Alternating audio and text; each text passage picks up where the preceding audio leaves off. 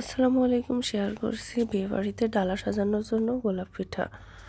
আর এই পিঠাটা তৈরি করার জন্য প্রথমে আতপ চালের গুঁড়ি এবং নিয়ে নেব ময়দা। তারপর সেটা গরম ফুটন্ত পানিতে দিয়ে একটা সুন্দর ডো করে নিব। তারপর সেই নরম ডোটা একটু পানি দিয়ে মেখে সুন্দর করে নরম করে এভাবে রুটি বানিয়ে সেই রুটিগুলোকে একটা গ্লাসের সাহায্যে কিংবা গোল রাউন্ড কোনো কিছু দিয়ে কেটে এভাবে টুকরা টুকরা করে নিব।